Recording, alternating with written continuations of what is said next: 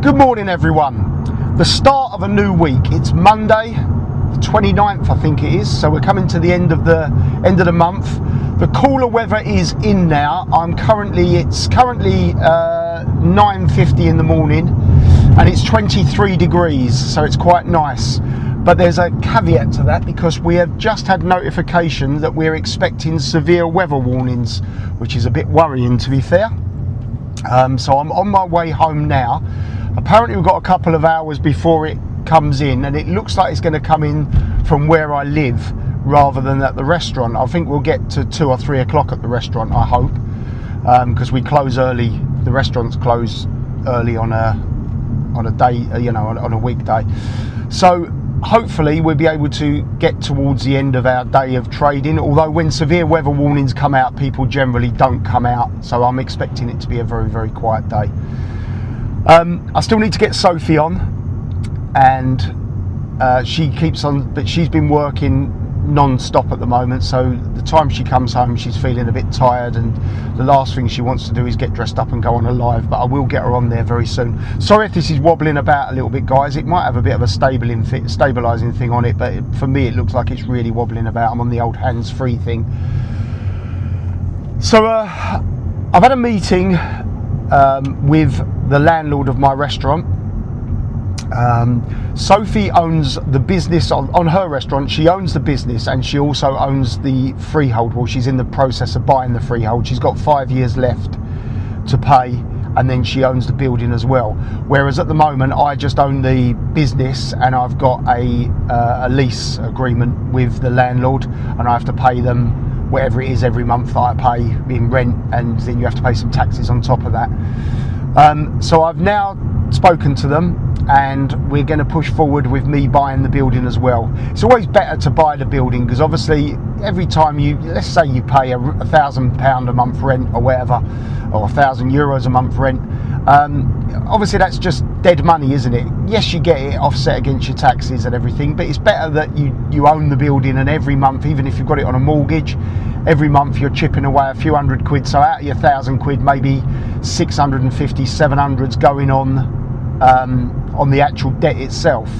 So in the scheme of, like, I don't know, 5 or 10 years, you own the property completely, and that's obviously another asset in the future. If you sell the business, say a business in the future is worth €150,000, well, with the freehold it could be worth €400,000 because you're selling it as a complete unit. So that's the plan. I'm going to get that in place. Obviously I'm selling this property in the UK now, and I want ideas. Sorry, I'm not looking at the camera, guys, because I am actually driving. I want some ideas what to invest the money in, and that's going to be part of the investment.